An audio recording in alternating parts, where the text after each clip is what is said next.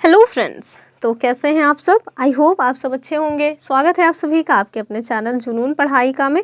हम लोग जो दिसंबर में सीटेट होना है उसके लिए प्रैक्टिस सेट कर रहे हैं ईवीएस का, पेडागोजी का, एसएसटी का, और साथ में जो हमारी नई वाली एनसीईआरटी आई है उससे हम लोग कंप्लीट सिलेबस भी कंप्लीट कर रहे हैं। तो आप लोग लगातार हमारे साथ जुड़े रहें अपने सीटेट की तैयारी में धार देने के लिए। तो चलिए स्टार्ट करते हैं, देखते हैं आज के क्या क्वेश्चंस हैं। हम डेली ही लगभग डेली ही ये जो अपनी ईवीएस की प्रैक्टिस सेट है इसको करवाते हैं। अगर आप लोग पहली बार चैनल पे विजिट किए हैं तो चैनल को सब्सक्राइब कर लें और वीडियो को लाइक भी कर दें। साथ में जो बगल में बेल आइकन होता है उसको ज़रूर प्रेस करें और ऑल नोटिफिकेशन ऑन कर रखें ताकि जब भी वीडियो अपलोड हो तो आप लोगों को नोटिफिकेशन मिल जाए। और इसके साथ साथ आप हमारा टेलीग्राम चैनल ज्वाइन कर सकते हैं, वहाँ से भी आपको नोटिफिकेशंस मिलते रहेंगे, तो एक भी वीडियो आपसे मिस नहीं होने पाएगा। तो चलिए देखते हैं आज का क्या क्वेश्चन है। जो हमारा क्वेश्चन नंबर फर्स्ट है, कह रहा है किसी पारितंत्र में तत्वों का चक्रण क्या कहलाता है।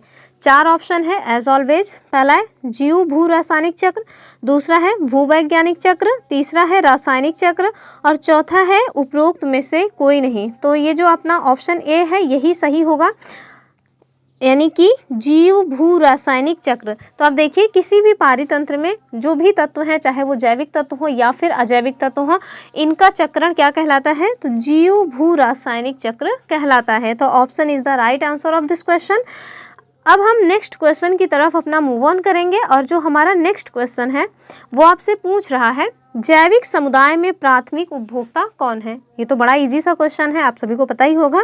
तो मांसाहारी, सर्वाहारी, शाकाहारी या फिर डेट्रीटिवोर। तो आप सबको पता होगा कि जो प्राथमिक उपभोक्ता होते हैं इन्हें हम क्या कहते हैं, इन्हें हम कहते हैं शाकाहारी। जैसे आप सबको पता है कि जो हमारा जैविक समुदाय है ना, जो जैविक समुदाय है, इस जैविक समुदाय में जो पौधे होते हैं, पौधे जो होते हैं ये कौन होते हैं, तो पौधे जो होते हैं वो उत्पादक होते हैं, यानी कि ये अपना भोजन स्वयं बनाते हैं। बाकी जो भी जैविक समुदाय में जीव जंतु या जो भी प्राणी है वो कोई भी उत्पादक नहीं है, सिवाय पौधों के कोई भी उत्पादक की श्रेणी में नहीं आता है। सभी किसी न किसी के ऊपर निर्भर ही हैं। जैसे जो शाकाहारी होते हैं, आप देखिए जो पेड़ पौधे यानी कि जो प्राथमिक उपभोक्ता हैं, प्राथमिक उपभोक्ता नहीं कहेंगे, ये कहेंगे कि जो पेड़ पौधे हैं ना वो अपना भोजन स्वयं बनाते हैं, तो वो तो उत्पादक ही हैं। लेकिन इन उत्पादकों को जो खा करके अपना गुजर बसर करते हैं उन्हें हम क्या कहते हैं, उन्हें हम कहते हैं प्राथमिक उपभोक्ता। क्या कहते हैं, तो प्राथमिक उपभोक्ता कहते हैं। किनको कहते हैं, तो जो उत्पादकों का सेवन करते हैं, यानी कि पेड़ पौधों का जो सेवन करते हैं या केवल जो पेड़ पौधे खाते हैं घास फूस, उनको हम क्या कहते हैं, उनको हम कहते हैं प्राथमिक उपभोक्ता। आगे आप देखेंगे फिर चाहे द्वितीयक उपभोक्ता हो, तृतीयक हो या चतुर्थ उपभोक्ता हो, जो भी होंगे वो सब या तो पेड़ पौधों को खाएंगे या पेड़ पौधे खाने वाले जीवों को खाएंगे। जैसे प्राथमिक उपभोक्ता कौन है, जो पेड़ पौधे को खा रहे हैं। दूसरा उपभोक्ता कौन है, यानी कि द्वितीयक जो उपभोक्ता है वो कौन है, जो मतलब कि उन्हें हम दरअसल कहते क्या हैं, तो उनको हम कहते हैं मांसाहारी। क्या कहते हैं, मांसाहारी। तो वो मांसाहारी जो शाकाहारी है उनको भी खा सकते हैं और मांसाहारी को भी खा सकते हैं। तो जो द्वितीयक उपभोक्ता होते हैं वो कौन होते हैं, वो होते हैं मांसाहारी। और जो तृतीयक उपभोक्ता या सर्वोच्च उपभोक्ता होते हैं वो कौन होते हैं, तो वो सर्वाहारी होते हैं। वो पेड़ पौधों को भी खा जाएंगे और जीव जंतुओं को भी खा जाएंगे। जैसे इंसान को देख लीजिए, जो डॉग्स होते हैं उन्हें देख लीजिए, और जो कैट वगैरह होती है ना वो भी सर्वाहारी की श्रेणी में आती हैं। ठीक है, तो इसका राइट आंसर क्या हुआ, इसका राइट आंसर हो गया अपना ऑप्शन कौन सा है, प्राथमिक उपभोक्ता का पूछ रहे हैं तो शाकाहारी इज द राइट आंसर, यानी कि ऑप्शन सी। अगला क्वेश्चन देखेंगे हम, और जो हमारा अगला क्वेश्चन है कह रहा है कि असम का प्रसिद्ध जो एक सींग वाला गैंडा है जिसको हम वन हॉर्न राइनो कहते हैं, उसके लिए कह रहे हैं कि मतलब वन्य जीव अभ्यारण्य कौन सा है, यानी कि असम में वो कौन सा वन्य जीव अभ्यारण्य है, वो कौन सा बायोस्फीयर रिजर्व है जो वन हॉर्न राइनो के लिए फेमस है। आपके पास 4 ऑप्शन है, मानस, काजीरंगा, गिर एंड कान्हा। तो आपको पता होगा कि जो काजीरंगा और मानस है ये दोनों आपको कहाँ मिलेंगे, असम में मिलेंगे। जबकि जो गिर है ना, गिर जंगल, ये कहाँ है, तो ये गुजरात में है, तो गुजरात से आपको पूछ ही नहीं रहा। कान्हा जो है ये आपको कहाँ मिलेगा, तो एमपी में मिल जाएगा। तो हमसे पूछ क्या रहा है, हमसे पूछ रहा है कि असम का आपको बताना है, यानी कि ऑप्शन ए या बी में से कोई एक होगा। तो चलिए देख लेते हैं इसका राइट आंसर। तो असम का जो हमारा असम का काजीरंगा है वो किसके लिए फेमस है? तो वन हॉर्न राइनो के लिए फेमस है। तो इसको याद रखिएगा। आगे देखते हैं अगला क्वेश्चन और ऑप्शन बी इसका सही होगा। नेक्स्ट क्वेश्चन हम देखेंगे।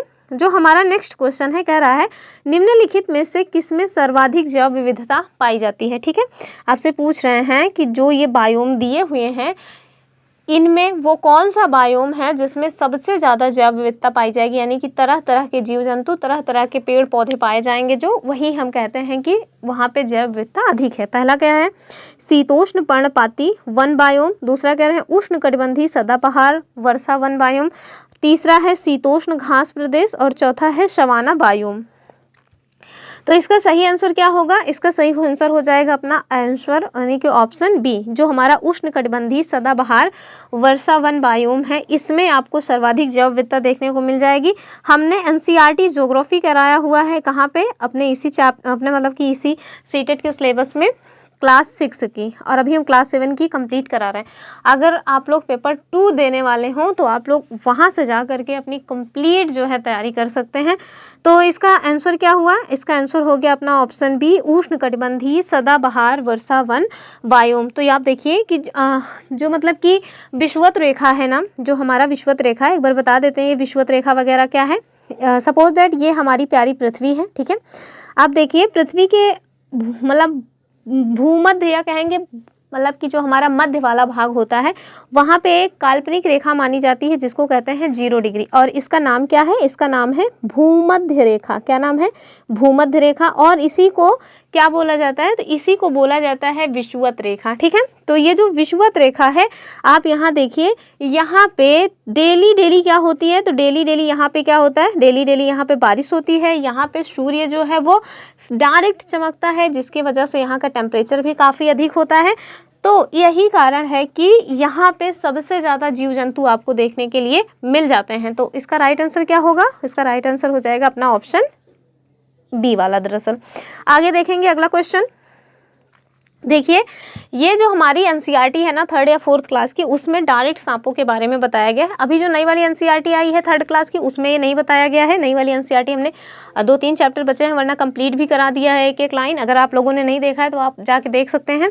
तो आप देखिए सांपों के बारे में उसमें बताया गया है कि कितने प्रकार के सांप हैं जो भारत देश में पाए जाते हैं और कौन कौन से हैं जो जहरीले हैं, उनको हम देख लेते हैं। आपसे पूछ रहे हैं सांपों के संदर्भ में आप हमें सही कथन बताइए। पहला क्या है? कह रहे हैं कि हमारे देश में केवल 4 तरह के जहरीले सांप पाए जाते हैं। ठीक है। दूसरा कह रहे हैं जो नाग है यानी कि कोबरा, ये जहरीले सांपों का ही एक प्रकार है। ठीक है। तो तीसरा क्या है? जहरीले सांप के 4 खोखले दांत होते हैं और जब सांप किसी व्यक्ति को काटता है तो जहर इन खोखले दांतों से उस व्यक्ति के शरीर में पहुंच जाता है। और लास्ट ऑप्शन है कि सांप के काटने की दवाई जो है वो सांप के जहर से ही बनाई जाती है।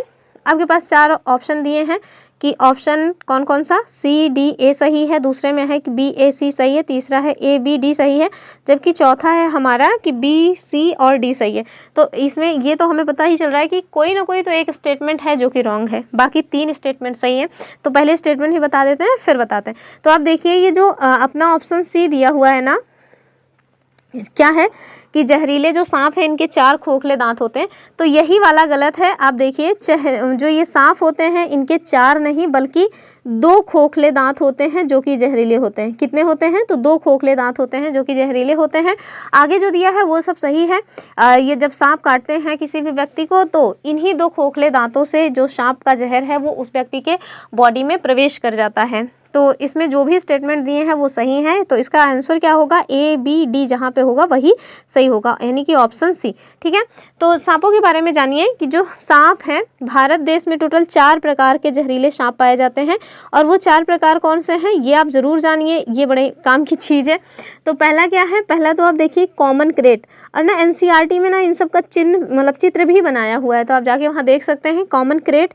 दूसरा कौन सा है? दूसरा तो भैया यही कोबरा ही है, कोबरा। तीसरा कौन सा है? तीसरा है वाइपर, वाइपर। और चौथा है दुबोया, उसको दुबोया या फिर जो है क्या बोलते हैं उसको जो है रसल वाइपर या दुबोया कहते हैं। दरअसल एनसीईआरटी में दुबोया भी लिखा है। तो ये देखिए कि 4 प्रकार के सांप हैं जो जहरीले होते हैं और भारत देश में पाए जाते हैं। और एक और पॉइंट आप याद रखिएगा कि सांप अगर किसी व्यक्ति को काट लेता है तो उसके लिए जो एंटीडोट होता है, मतलब क्या बोलते हैं उसको, एंटीडॉट दरअसल बोलते हैं। तो ये जो एंटीडॉट होता है ना, या ये कहें कि सांप के काटने की जो दवा है वो किससे बनाई जाती है, तो सांप के जहर से ही बनाई जाती है। उसमें से एक काफ़ी फेमस दवा है जिसको क्या बोलते हैं, इसको बोलते हैं पॉलीवेलेंट सीरम। क्या बोलते हैं, पॉलीवेलेंट सीरम बोला जाता है, पॉलीवेलेंट सीरम बोला जाता है। ये भी किससे बनाई जाती है, तो सांप के जहर से ही बनाई जाती है, और ये सांप के काटने पर दवा दी जाती है। तो ये क्या है, तो ये जो है सांप के काटने का यानी कि सांप के जहर का एंटीडॉट है, और किससे बनाया गया है, तो सांप के जहर से ही बनाया गया है। ठीक है, तो आंसर हमने आपको बता दिया, ABD is the right answer of this question. आगे देखते हैं अगला क्वेश्चन। और अगर अभी तक आप लोगों ने वीडियो को लाइक नहीं किया है तो प्लीज़ वीडियो को लाइक कर दें और अपने फ्रेंड्स के साथ इसको शेयर करना ना भूलें। चलिए देखते हैं अगला क्वेश्चन। ये जो अगला क्वेश्चन है, कह रहा है कि निपेंथिस एक पौधा है जो मेढक, कीड़े मकोड़े और चूहे जैसे छोटे जीव जंतुओं को अपने अंदर ये फांस कर खा जाता है या फिर फंसा कर खा जाता है। हमारे देश में ये पौधा कहाँ पाया जाता है, आपसे यही पूछा जा रहा है। ठीक है, ये क्वेश्चन 2020 में जब हमने एग्ज़ाम दिया था तो पूछा गया था। तो चलिए देख लेते हैं। पहला है असम में, दूसरा है उड़ीसा में, तीसरा अरुणाचल प्रदेश में और चौथा है मेघालय में। ठीक है, तो आंसर इसका क्या हो जाएगा, इसका आंसर हो जाएगा जो हमारा नॉर्थ ईस्ट रीजन है मेघालय, वहाँ पे ये पौधा पाया जाता है। और ये इसे हम लोग क्या कहते हैं, तो इसे हम लोग कहते हैं मांसाहारी पौधा। ठीक है, मांसाहारी पौधा। और ये जो है कीड़े मकोड़ों को खा करके अपना जो है अपनी बॉडी में, या ये कहें कि जो प्लांट्स हैं, ये जो मतलब कि कीड़े मकोड़ों को खाने वाले पेड़ पौधे होते हैं, ये क्यों कीड़े मकोड़ों को खाते हैं, ऐसा कौन सा जो है तत्व है जो इनको मिलता है उनको खाने से, तो जो नाइट्रोजन होता है ना, नाइट्रोजन, इसकी कमी को पूरा करने के लिए ये पेड़ पौधे जो है वो जीव जंतुओं को खाते हैं। और एक बात याद रखिएगा, ये ऐसी मिट्टी में उगते ही हैं जहाँ की मिट्टी में नाइट्रोजन की कमी हो, तो इसी वजह से ये ऐसा करते हैं। चलिए आगे क्वेश्चन देखेंगे हम। और जो हमारा मेघालय है वहाँ पे इस मतलब निपेंथिस जो है वो आपको मिल जाएगा। और भी कई सारे पेड़ पौधे हैं जो मांसाहारी किस्म के होते हैं, लेकिन अपने यहाँ ये जो हमारा NCERT में दिया है वो कौन सा दिया है, वो दिया है निपेंथिस। ठीक है, आगे देखेंगे। और ये जो निपेंथिस है ना, ये एक बार उत्तर प्रदेश PCS में भी एग्जाम पूछा गया था। तो चलिए आगे देखते हैं। आगे आपसे पूछ रहे हैं कि निम्नलिखित में से कौन सी विशेषता बरगद के पेड़ के जड़ों की नहीं है। ध्यान दीजिएगा, नहीं है पूछा जा रहा है। पहला क्या है कि जो जड़ें हैं ये खंभों की तरह पेड़ को सहायता प्रदान करती हैं। प्रीवियस वीडियोस में मैंने बहुत अच्छे से बताया है कि हाँ, ये जो है सहायता प्रदान करती हैं। दूसरा क्या है, कह रहे हैं कि जो जड़ें हैं वो शाखाओं से नीचे लटकती हैं। एकदम सही बात है, तभी तो ये ज़मीन के अंदर प्रवेश भी कर जाती हैं शाखाओं से लटकते हुए। तीसरा कह रही हैं कि इसमें ज़मीन के भीतर जड़ें होती हैं। तो यही बात आप देखिए, ज़मीन के भीतर जड़ें होती हैं और जड़ें जो है वो भोजन का भंडारण करती हैं। तो अब देखिए इसमें मतलब एक ज़मीन के भीतर भी जड़ होगी ही, तभी तो पेड़ मतलब निकला हुआ है। और बाद में ऊपर से यानी कि पौधों के ऊपर से भी जड़ें निकलती हैं और ज़मीन के नीचे भी जड़ें निकलती हैं, तो ये तो सही है। लेकिन आप देखिए कि जो जड़ें हैं वो भोजन का भंडारण करती हैं, तो ऐसा नहीं होगा। अब देखिए, जो ऊपर से यानी कि तनों से या पत्तियों से जो जड़ें निकली हैं वो भोजन का भंडारण कहाँ करेंगी, वो भोजन का भंडारण नहीं करती है ना। वो दरअसल क्या काम करती हैं, तो वो केवल और केवल उसको सहारा देती हैं। अब आप देखेंगे कि बहुत ही विशालकाय वृक्ष होता है बरगद का, तो उसको सहारा देने का काम किसके द्वारा किया जाता है, तो यही जो लटकती हुई जड़ें हैं वो। तो आप देखिए इसका आंसर क्या हो जाएगा, उसका आंसर हो जाएगा अपना ऑप्शन डी। ठीक है, तो right answer of this question क्या है, ऑप्शन डी। ठीक है, नेक्स्ट क्वेश्चन हम देखेंगे। ये सारे के सारे क्वेश्चन NCERT के ही हैं, तो आप लोग आराम से इसको इत्मीनान से करिए और एग्ज़ाम में आपको इसका जो है लाभ दिखेगा। जो लोग भी रेगुलर हमारी वीडियोस को देख रहे होंगे उन्हीं के लिए कह रहे हैं। जो लोग 1-2 मिनट देख के स्किप कर देते हैं उनका तो कोई इलाज नहीं है हमारे पास। कह रहे हैं निम्नलिखित में से वह कौन सा जानवर या जंतु है जिसके अग्र दांत हमेशा बढ़ते रहते हैं। वे दांतों को बहुत अधिक लंबा ना हो देने के लिए वस्तुओं को काटते या कुतरते रहते हैं। तो इसमें 4 ऑप्शन है। पहला है दीमक, दूसरा है छिपकली, तीसरा है गिलहरी, चौथा है चूहा। अब बच्चे ना सबसे ज़्यादा जो कंफ्यूज होंगे वो चूहे को लेकर के होंगे, लेकिन जो हमारी NCERT की बुक है उसमें ये जो गुण बताया गया है कि अग्रभाग जो दांतों के हैं वो हमेशा बढ़ते रहते हैं, ये गिलहरी का दिखाया गया है। तो इसका आंसर क्या होगा, इसका आंसर हो जाएगा अपना ऑप्शन बी, यानी कि जो गिलहरी है ना, ऐसे लिखा ही है कि गिलहरी के दांत हमेशा आगे के गिलहरी के जो दांत हैं वो हमेशा बढ़ते रहते हैं, इसी वजह से वो चीज़ों को कुतरती रहती है। तो ये इसका राइट आंसर क्या होगा, ऑप्शन। दरअसल यहाँ थोड़ा उल्टा सीधा लिखा है, लेकिन आप जानिए कि गिलहरी इसका सही आंसर हो जाएगा। आगे देखिए अगला क्वेश्चन। जो हमारा अगला क्वेश्चन है ये कह रहे हैं कि पौधों के लिए किए जाने वाले नीचे दिए गए कार्यों पर विचार कीजिए। यानी कि आपको बताना है कि जो पौधे हैं ना उसमें जो जड़ होती है वो पौधे का भाग ही होता है ना। तो आप बताइए जड़ों के द्वारा कौन सा काम किया जाता है। पहला है पौधों को सहारा देना, तो हाँ ये बात सही है। दूसरा ह्यूमस प्रदान करना। तीसरा है भोजन जो है संचित यानी कि संचित या भंडारण करना। चौथा है कि पानी और खनिजों को अवशोषित करना। इनमें से जड़ों के कार्य हैं, तो आपको बताना है ये सारे जो काम दिए हुए हैं इनमें से कौन कौन से काम है जो जड़ों के द्वारा किया जाता है। तो आप देखिए आप इसमें जो लास्ट वाला दिया है वो भी सही है और सी वाला भी सही है।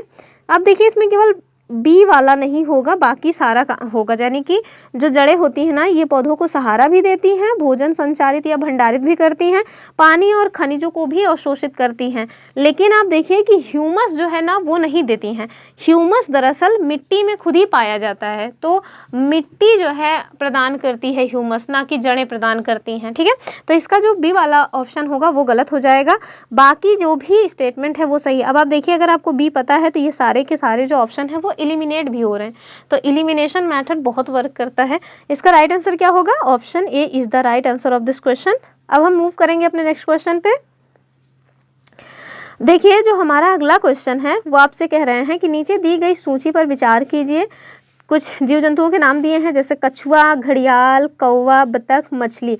आपको बताना है निम्नलिखित में से कौन सा दूसरे से भिन्न है। ठीक है, आपको बताना है कौन है जो दूसरे से भिन्न है। तो कौवा, घड़ियाल, कछुआ, मछली। ठीक है, देखिए मिल गया, एक ही बार में मिल गया। जैसे जो घड़ियाल, कछुआ और कौन है और इसके साथ साथ बतख और मछली हैं, ये सब कहाँ रहते हैं? ये सब आपको वहाँ मतलब ये पानी में रहते हैं ना, तो आप देखिए कि ये सब पानी वाले जीव हैं, पानी में रहते हैं। जबकि आप देखिए जो कौवा होता है वो पानी में नहीं रहता है, वो तो पेड़ पौधों पे रहता है ना घोंसला बना करके। तो इसका जो आंसर होगा वो हो जाएगा अपना ऑप्शन ए। ठीक है, यानी कि इसमें से पूछा गया था बताइए ये जो सूची दी हुई है इस सूची में कौन सबसे भिन्न है। तो आप देखिए जो कौवा है वो सबसे भिन्न है। क्यों भिन्न है? क्योंकि कौवा जो है वो घोंसला बना करके रहता है और वह मतलब खुली सतह पे रहता है, जबकि जो घड़ियाल, कछुआ और बतख तथा मछली हैं ये सब पानी में रहने वाले जीव हैं। ठीक है, तो आगे देखिए अगला क्वेश्चन। ओहो ये वाला क्वेश्चन तो ऊपर नीचे हो गया। चलिए पहले क्वेश्चन पढ़ लेते हैं फिर हम ऑप्शन देख लेंगे। कह रहे हैं यदि हम पक्षियों का अवलोकन करते हैं तो हम यह पाते हैं कि अधिकांश पक्षी जो है वो अपनी गर्दन अत्यधिक ऐसे ऐसे हिलाते रहते हैं। ठीक है, अब आप तो देख नहीं रहे हैं, हम हिला के बता रहे हैं। हालांकि कह रहे हैं इसका कारण यह है कि यानी कि जो पक्षी है ना वो जो अपनी ऐसे गर्दन है उसको बार बार ऐसे ऐसे जो हिलाते रहते हैं वो ऐसा क्यों करते हैं। ठीक है, पहला है कि अधिकांश पक्षियों के नेत्र स्थिर होते हैं और घूम नहीं सकते। ठीक है, दूसरा कह रहे हैं इनके कान ढके होते हैं वे उड़ नहीं सकते। तीसरा कह रहे हैं पक्षियों के 2 नेत्र होते हैं और चौथा इनके नेत्र 2 भिन्न भिन्न वस्तुओं को एक ही समय पर फोकस कर सकते हैं।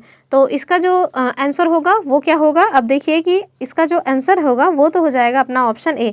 जो अधिकांश पक्षी होते हैं ना इनकी जो आँखें होती हैं यानी कि जो इनके नेत्र होते हैं वो स्थिर होते हैं और वो आँख की जो पुतलियाँ हैं वो घूम नहीं पाती हैं। इसी वजह से जो मतलब ये होते हैं पक्षियाँ वो अपनी गर्दन को घुमाकर ही चीज़ों को देख पाते हैं। तो ये वाला क्वेश्चन भी 2020 में पूछा गया था, बस उसका थोड़ा मतलब शैली थोड़ी चेंज थी, क्वेश्चन यही था। आगे देखेंगे अगला क्वेश्चन। हमारा जो अगला क्वेश्चन है कह रहा है कि नीचे दिए गए जीवों के समूहों में से किनकी दृष्टि श्रेष्ठ होती है तथा वे मनुष्यों की तुलना में 4 गुना अधिक दूरी की वस्तुओं को देख सकते हैं। तो ये वाला क्वेश्चन एक बार पहले भी करवाए हैं, बस उसकी भी शैली थोड़ा अलग थी। 4 ऑप्शन है मधुमक्खी, मच्छर, तितली, तो ये बात गलत है, मनुष्यों से ज़्यादा ये नहीं देख पाते हैं। दूसरा करें बाघ, तेंदुआ, सांड, तो ये भी गलत है। सांप, रेशम कीट, छिपकली, ये भी गलत है। लेकिन जो ऑप्शन डी है ना वो एकदम सही है। चील, गरुड़ और जो गिद्ध होते हैं ना वो मनुष्यों से 8 गुना ज़्यादा जो है देख पाते हैं। ठीक है, तो इसका आंसर क्या हो जाएगा? Option D. आगे देखेंगे अगला क्वेश्चन, ये भी देखिए। चलिए देखते हैं। कह रहे हैं नारियल डली हुई किसी भी करी के साथ जो उबला हुआ टैपियोका है निम्नलिखित में से ये किस क्षेत्र का प्रिय भोजन है। यानी कि एक खाने की वस्तु है, नारियल में जो है वो खाया जाता है उबला हुआ टैपियोका। कौन सा वो क्षेत्र है हमारे देश में, कौन सा वो राज्य है जहाँ पे इस तरह का भोजन जो है वो पसंदीदा भोजनों में से एक है। पहला ऑप्शन है बिहार, तो बिहार का तो भैया ये नहीं है, बिहार का तो लिट्टी चोखा है। तमिलनाडु, तमिलनाडु का भी नहीं है, तमिलनाडु में सबसे ज़्यादा वो इडली खाया जाता है, इडली और इसके साथ साथ जो चटनी होती है वो सब। और आप देखिए केरल और पश्चिम बंगाल, तो पश्चिम बंगाल का तो मच्छी चावल यानी कि मच्छी भात है, लेकिन आप देखिए जो केरल है ना उसका ये सही आंसर हो जाएगा। जो हमारा केरल राज्य है वहाँ पे उबला हुआ टैपियोका किसी भी नारियल डली हुई करी के साथ खाया जाता है। तो option C is the right answer of this question. Next question देखेंगे हम, और ये आज का हमारा लास्ट क्वेश्चन भी होगा। आई होप आप लोगों को जो क्लास है वो समझ आई होगी, क्वेश्चन जो है वो समझ आए होंगे। तो देखते हैं आज का हमारा लास्ट क्वेश्चन क्या है। कह रहा है निम्न में से किन पक्षियों की चोंच में छानने की प्रणाली होती है। ठीक है, तो 4 ऑप्शन है, फ्लेमिंगो यानी हंसावर, दूसरा रॉबिन यूरोपी छोटी चिड़िया, तीसरा है मेकाओ या लंबी पूंछ का तोता, या फिर गौरैया। तो ये गौरैया जो है गलत लिखा है, गौरैया ऐसे होगा, गौरैया। ठीक है, तो ऐसे होगा गौरैया। तो इसका जो सही आंसर होगा वो क्या हो जाएगा, वो हो जाएगा अपना ऑप्शन ए यानी कि हंसावर। आप लोगों ने सुना ज़रूर होगा, जो हंस है ना वो जो है दूध से पानी को भी अलग कर देते हैं, इस तरह की चीज़ें ज़रूर सुनी होगी। कोई एक छोटी सी कहानी जो हम लोग छोटे थे तब पढ़ी हुई थी, जिसमें हंस के द्वारा पानी को दूध से अलग किया जाता है। तो आप देखिए ये जो हंस या फ्लेमिंगो पक्षी होते हैं ना, इनकी चोंच में ये छानने की प्रणाली पाई जाती है। ठीक है, आप चलिए इनके बारे में कुछ जान लेते हैं। तो इनमें छानने की प्रणाली होती है, और इसके साथ साथ ये ऐसा क्यों कर पाते हैं, क्योंकि इनकी चोंच में निष्पादन प्रणाली पाई जाती है। निष्पादन प्रणाली मतलब कि ये किसके द्वारा ये छानने की प्रक्रिया होती है, तो उनकी चोंच के द्वारा होती है। और ये बहुत ज़्यादा गहराई में नहीं पाए जाते हैं कि बहुत ज़्यादा डीप उसमें चले जाएंगे, बहुत ज़्यादा जहाँ गहरा पानी हो वहाँ जाके रहेंगे, तो ऐसा नहीं है। ये लोग छिछले पानी में रहते हैं। कहाँ रहते हैं, छिछले जल में, जहाँ भी छिछला जल होगा वहाँ पे इनका निवास स्थान होता है। बस एक मोस्ट इम्पॉर्टेंट फैक्ट है इनके बारे में, और वो क्या है कि ये किस कुल के पक्षी हैं। ठीक है, तो आप जानिए ये जो हंसावर या हंस पक्षी होते हैं ये कीमीकोफ्ट, थोड़ा अजीब सा नाम है। अब वैसे भी जो भी इस तरह के नाम होते हैं वो थोड़ा अजीब ही होते हैं। कीमीकोफ्ट रिडाए। ठीक है, तो ये जो कीमीकोफ्ट रिडाए है इस कुल के पक्षी होते हैं। तो ये वाला जो पॉइंट है ना, ये आपको जल्दी नहीं देखने को मिलेगा, तो इसको याद रखिएगा कि जो हंस होते हैं ये कीमीकोफ्ट रिडाए जो है कुल के पक्षी होते हैं, छिछले जल में रहते हैं, और इनकी चोंच में निष्पादन प्रणाली पाई जाती है, जिसकी वजह से ये दूध से, या ये कहें कि अगर दूध में पानी मिला हुआ है तो पानी और दूध को भी अलग कर सकते हैं। ठीक है, तो इसका राइट आंसर क्या होगा, ऑप्शन ए। तो ये रही आज की अपनी क्लास। आई होप आप लोगों को क्लास पसंद आई होगी, मज़ा आया होगा क्वेश्चंस को देख करके। अगर आप लोग इतनी देर तक हमारे साथ बने रहे तो आप सभी को बहुत बहुत थैंक्स, अगर नहीं बने रहे तो उससे भी ज़्यादा थैंक्स, आपका ही नुकसान है। चलिए ये रही आज की अपनी वीडियो। अगर आप लोगों को सब कुछ ठीक लगा है तो आप हमारी वीडियो को लाइक कर सकते हैं, चैनल को सब्सक्राइब करें और अपने फ्रेंड्स के साथ इसको शेयर करना ना भूलें। PDF के लिए आप हमारा टेलीग्राम चैनल ज्वाइन कर सकते हैं। फिर मिलते हैं अपने नेक्स्ट वीडियो में, तब तक के लिए जय हिंद।